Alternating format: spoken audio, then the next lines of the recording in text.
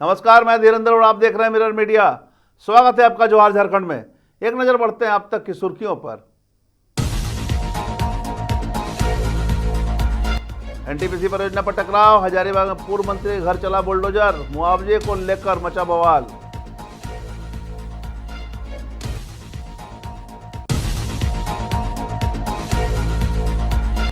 पहली पोस्टिंग में ही रिश्वतखोरी, 40,000 रिश्वत लेते आपूर्ति पदाधिकारी रंगे हाथ गिरफ्तार।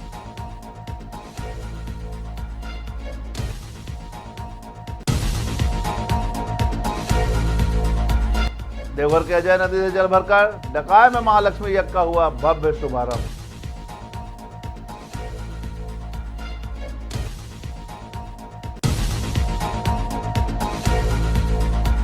रामगढ़ में डॉक्टर प्रवीण तोगड़िया का भव्य स्वागत, सुभाष चौक पर संबोधन।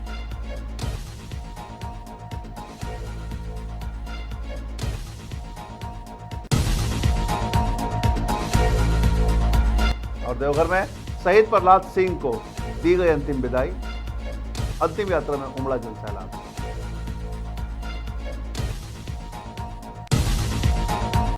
और अब खबरें विस्तार से।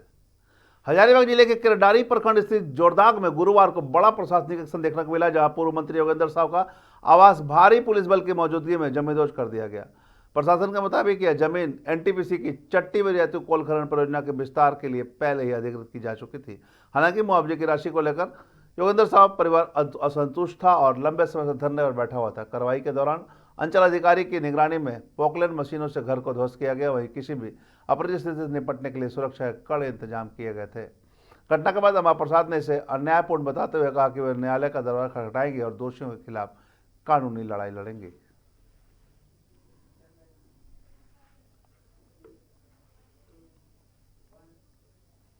साहिबगंज के बड़ौदा से इस वक्त की सबसे बड़ी खबर सामने आई है, जहां एंटी करप्शन ब्यूरो की टीम ने गुरुवार को बड़ी कार्रवाई करते हुए प्रखंड आपूर्ति पदाधिकारी नंदन कुमार को 40,000 रुपये रिश्वत लेते रंगे हाथ गिरफ्तार कर लिया।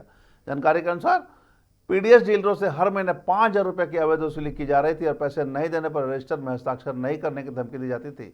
इस दबाव से परेशान डीलरों ने एसीबी में शिकायत दर्ज कराई, जिसके बाद टीम ने जाल बिछाकर आरोपी को पकड़ लिया। बताया जा रहा है कि नंदन कुमार की यह पहली पोस्टिंग थी और उन्होंने महज 2 महीने पहले ही पदभार संभाला था। गिरफ्तारी के बाद प्रखंड कार्यालय में हड़कंप मच गया, जबकि एसीबी टीम आरोपी को अपने साथ दुमका ले गई।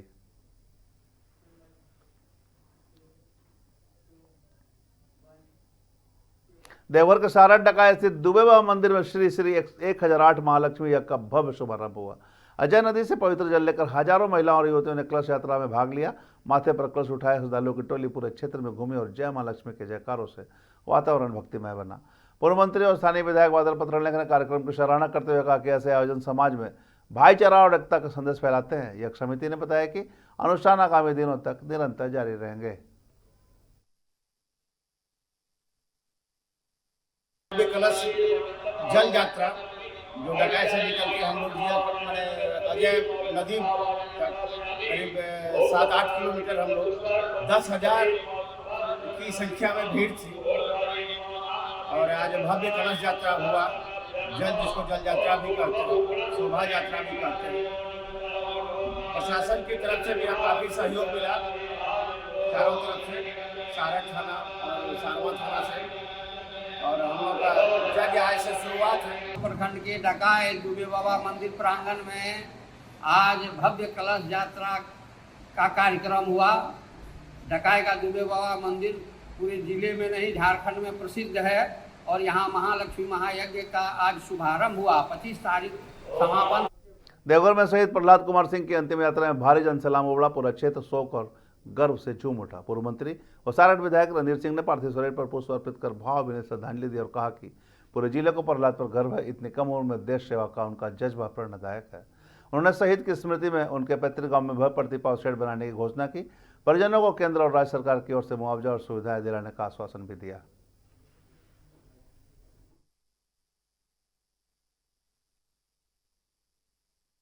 जी, और असहनीय है और पूर्णीय क्षति है।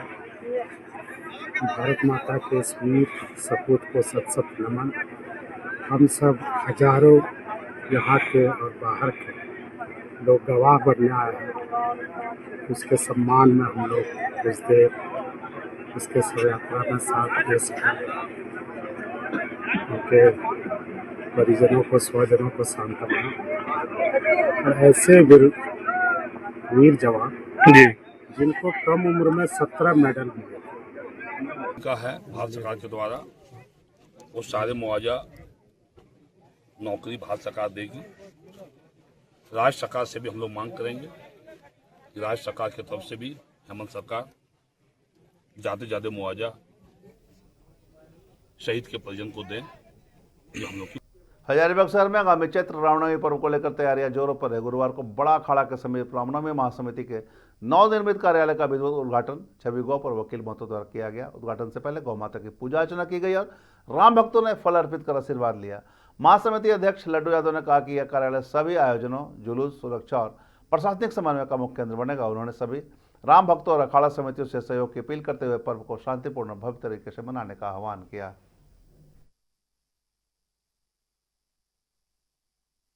मैं जीत के आऊँगा, हजारीबाग सर भागुमय करूँगा। तो अभी तो भागुमय चालू हुआ है और तैयारियां पूरी तरह से पूरी हो चुकी है। कुछ कुछ बचा हुआ खामियां वो भी दूर कर लिया जाएगा। महिला सुरक्षा का पहले भी हमने प्रशासन को अलर्ट किया है कि उन्हें जितनी भी सुरक्षा है, जैसे सुरक्षा में उन लोग की व्यवस्था जो शौचालय में दिक्कत होती है, महिला बल बनाने के लिए हम लोगों ने अपील किया है प्रशासन से कि महिला पुलिस बुलाया जाए, जहाँ शौचालय है वहाँ किया जाए और जागरूक करके और नशा को कम किया जाए और बैरिकेडिंग बनाए जो महिलाएं सेफ रहे। नौमी जुलूस तो एक ही है, मंडई जो जामा मस्जिद पार करती है, एक ही जुलूस आती है हजारीबाग, मेला लगता है हजारीबाग। अब विशेष तैयारियां हो चुकी है, बाकी जो बची कुची है 7 मिनट में तो पूरी कर ली जाएगी। हजारीबाग का विश्व प्रसिद्ध जो रामनवमी है उसके संचालन के लिए आज बड़ा अखाड़ा के समीप रामनवमी महासमिति के कार्यालय का उद्घाटन किया गया।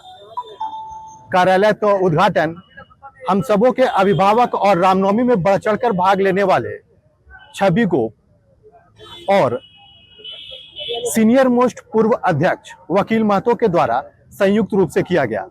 साथ ही साथ इस उत्सव पर रामनवमी महासमिति के सभी पूर्व अध्यक्ष उपस्थित होकर नवनिर्वाचित अध्यक्ष को अपना आशीर्वाद दिए हैं और उन्हें इस रामनवमी को भावपूर्ण तरीके से मनाने को लेकर साथ और सहयोग का आश्वासन भी दिया। धनबाद के निर्मल चौक पर भाजपा कार्यकर्ताओं ने मुख्यमंत्री हेमंत सोरेन के बयान के विरोध में उनका पुतला दहन किया। यह विरोध बजट सत्र में दिए गए बयान को लेकर किया गया, जिससे भाजपा ने हिंदू भावनाओं को आहत करने वाला बताया। जिलाध्यक्ष अरुण राय के नेतृत्व में कार्यकर्ताओं ने प्रदर्शन का मुख्यमंत्री से बयान वापस लेने की मांग की। प्रदर्शन में बड़ी संख्या में पार्टी कार्यकर्ता शामिल हुए और उन्होंने अपना रोष प्रकट किया। भाजपा का कहना था कि ऐसे बयान समाज में असहिष्णुता पैदा करते हैं और इसे गंभीरता से लेना चाहिए।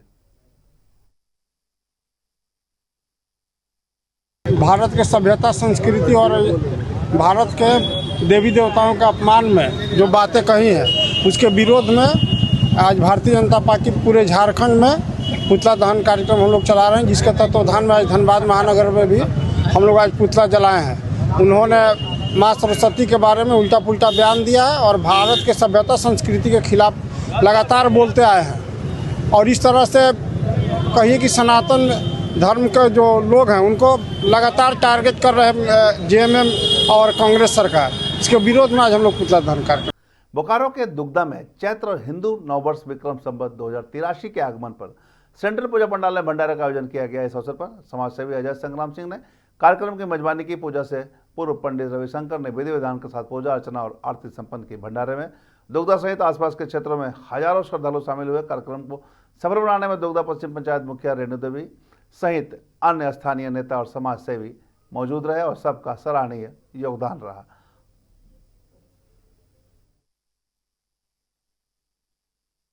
हिंदुओं का नया वर्ष है, इसको धूमधाम से मनाना है। नया जनरेशन को बताना है कि हम लोग का भी नया साल होता है। वो जनवरी वाला ये अंग्रेजों का जो साल है वही नहीं है, ये हिंदू का नया साल है। इसमें नया पेड़ पौधा सब पत्ता सब कुछ नया ही होता है, प्रकृति के लिए भी नया है। तो हर और देश खुशहाल रहे, आगे बढ़ता रहे। उसी के ये तो बचपन से ही विचार आता रहता है, इसमें विचार देने की जरूरत नहीं है। हिंदू है तो हमको अपना धर्म और संस्कार पता होना चाहिए।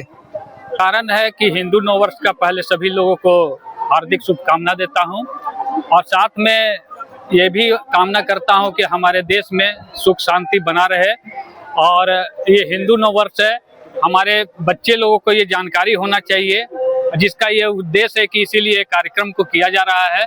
सबको नववर्ष की शुभकामनाएं, नववर्ष मंगलमय सबका। ये हमारे मित्र अजय संग्राम सिंह के द्वारा आयोजित कार्यक्रम है। सबसे पहली बात है कि बच्चों को बताने के लिए वो कार्यक्रम कर रहा है। बच्चे परंपरा को भूलते जा रहे हैं कि हमारा भी नववर्ष आता है, और इसके लिए अजय संग्राम सिंह को धन्यवाद। काफी दुग्धा के सम्मानित लोग, हमारे बड़े लोगों को वो हमेशा सम्मानित करता है इस कार्यक्रम में बुला के, और आयोजन का मुख्य कारण यही है। रामगढ़ में अंतर्राष्ट्रीय हिंदू परिषद के अध्यक्ष डॉक्टर प्रवीण भाई तोगड़िया का गुरुवार शाम भव्य स्वागत किया गया। गोला से लेकर रामगढ़ तक समर्थकों ने जगह जगह उनका अभिनंदन किया। सुभाष चौक स्थित दुर्गा मंदिर के पास आयोजित कार्यक्रम में उन्होंने समर्थकों को संबोधित करते हुए समाज में एकता और पहचान को लेकर संदेश दिया। उन्होंने हिंदू हेल्पलाइन नंबर जारी करते हुए कहा कि इसके माध्यम से लाखों लोगों की समस्याओं का समाधान किया गया है। इस दौरान विभिन्न सामाजिक संगठनों के प्रतिनिधि और सैकड़ों समर्थक मौजूद रहे। सभी के पुरखे ये चैत्र प्रतिपदा के दिन ही भगवान ने प्रकट किया था, इसलिए इस दिन को हम नव संवत्सर के नाते देश भर में मनाते आए हैं। सृष्टि बनी उनको करोड़ों वर्ष हो चुके हैं।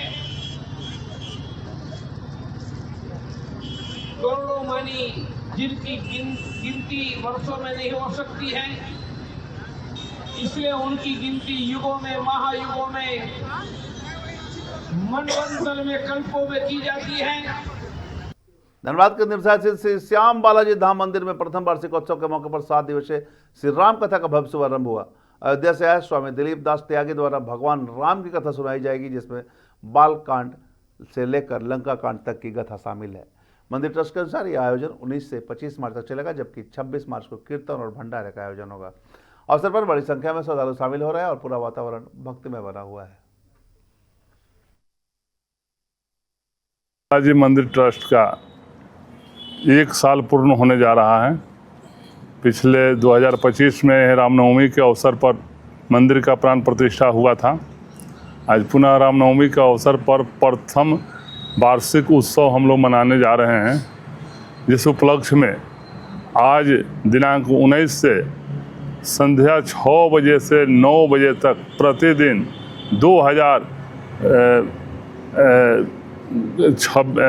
25 मार्च 2026 तक प्रतिदिन 6 बजे से संध्या से 9 बजे तक श्री दिलीप दास त्यागी जी के द्वारा राम कथा का आयोजन है, जिसमें राम कथा पहले भी आप लोग सुने थे 1 साल पहले, और उसी समय यह कमेटी के द्वारा घोषणा किया गया था कि दिलीप दास के द्वारा पुनः वार्षिक उत्सव में बुलाकर राम कथा कराया जाएगा। वही पर साल के घोषणा के अनुकूल इस साल भी हो रहा है। बिनु विश्वास भगति नहीं, तेहि बिनु द्रवहि न राम, राम कृपा बिनु सपने हूँ, जीवन लह विश्राम। तो इसलिए बिना राम के कृपा के किसी को न विश्राम मिल सकता है, न शांति मिल सकती है। इसलिए हम लोगों ने इस वार्षिक उत्सव में हम लोगों ने ये निर्णय लिया कि स्वामी जी के द्वारा राम कथा का आयोजन किया जाए, ताकि इस क्षेत्र की जनता को भी लाभ हो, कमेटी को भी लाभ हो, इस मंदिर की प्रगति हो और हम सब उससे लाभान्वित हो सके। देवघर के कर्रा थाना परिसर में आगामी त्यौहार को लेकर शांति समिति की बैठक आयोजित की गई। बैठक में प्रखंड विकास पदाधिकारी हरिराव राव और अंचल अधिकारी ऋषिराज सहित थाना प्रभारी और कई पुलिस पदाधिकारी मौजूद रहे। अधिकारियों ने जनप्रतिनिधियों और सामाजिक कार्यकर्ताओं से आपसी भाईचारा बनाए रखने की अपील की, साथ ही अफवाहों पर ध्यान नहीं देने और किसी भी संदिग्ध गतिविधि को जानकारी पर तुरंत प्रशासन को सूचना देने की अपील की। बैठक में सभी ने मिलकर शांतिपूर्ण सौहार्दपूर्ण माहौल में त्यौहार मनाने का संकल्प लिया।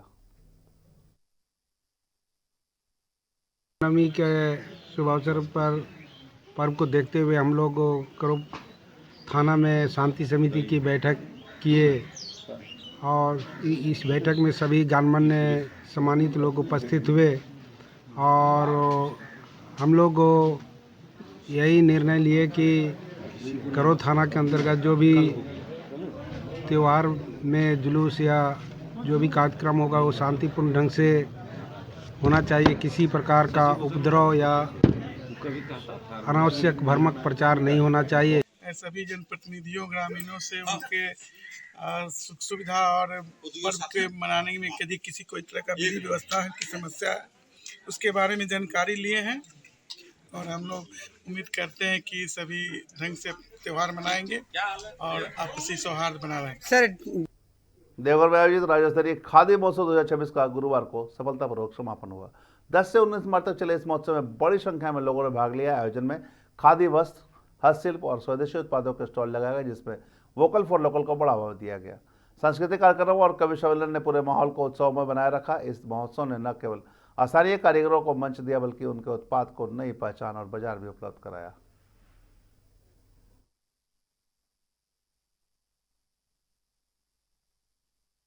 स्टेट लेवल का ये खादी ग्रामोद्योग मेला का आयोजन 10 दिवसीय आज इसका समापन देवघर में हो रहा है। हम लोग पहली चीज़ तो ये है कि हमारे लिए एक बहुत ही अच्छा वैल्यू एडिशन देवघर के लिए और संथाल परगना के लिए है कि पिछला ये आयोजन जोनल लेवल पे रांची में हुआ था और 2 साल के बाद ये देवघर में इसका आयोजन होता है। देवघर में खादी का निश्चित ही रिटेल के तौर पे प्रेजेंस है। कई जो कमीशन है उसके पोस्ट होल्डर सेक्रेटरी यहाँ पे हैं। ऑनरेबल MLA सारट उसको हेड करते हैं। KVIC जो कमीशन है और MSME जो है micro small and medium enterprises, उनके सौजन्य से आज ये 10 दिवसीय कार्यक्रम का आयोजन किया गया। रांची के झरी चौक में भाजपा कार्यकर्ताओं ने मुख्यमंत्री हेमंत सोरेन के बयान के विरोध में उनका पुतला दहन किया। यह विरोध बजट सत्र में दिए गए बयान को लेकर किया गया, जिसमें भाजपा ने हिंदू भावनाओं को आहत करने वाला बताया। कार्यकर्ताओं ने प्रदर्शन में मुख्यमंत्री से बयान वापस लेने की मांग की। प्रदर्शन में बड़ी संख्या में पार्टी कार्यकर्ता शामिल हुए और उन्होंने अपना रोष प्रकट किया। भाजपा का कहना है कि ऐसे बयान समाज में असहिष्णुता पैदा करते हैं और इसे गंभीरता से लेना जरूरी है।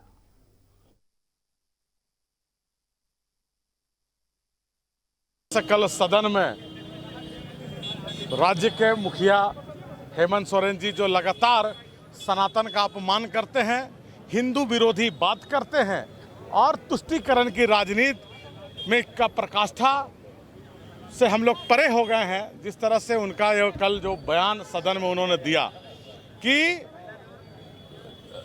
भारत में सबसे ज़्यादा सरस्वती पूजा होता है लेकिन बुद्धिमान जापान के लोग हैं। भारत में सबसे ज़्यादा लक्ष्मी पूजा होता है, गली गली बोलते होता है, और सबसे ज़्यादा बुद्धिमान अमेरिका में है। और जब विश्वकर्मा पूजा की बात की, विश्वकर्मा पूजा में बात करने पे वो बताएं कि सबसे ज़्यादा टैलेंट चाइना में है।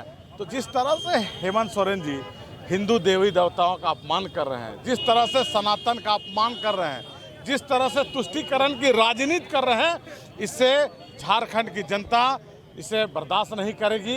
हेमंत सोरेन जी से इस बयान पर हम सभी भारतीय जनता पार्टी रांची महानगर के कार्यकर्ता इस्तीफे की मांग करते हैं कि जिस पर किसी भी प्रदेश का मुख्यमंत्री का ये दायित्व होता है कि उसके प्रदेश में रहने वाले सभी जाति धर्म के प्रति सम्मान वाली बात करे।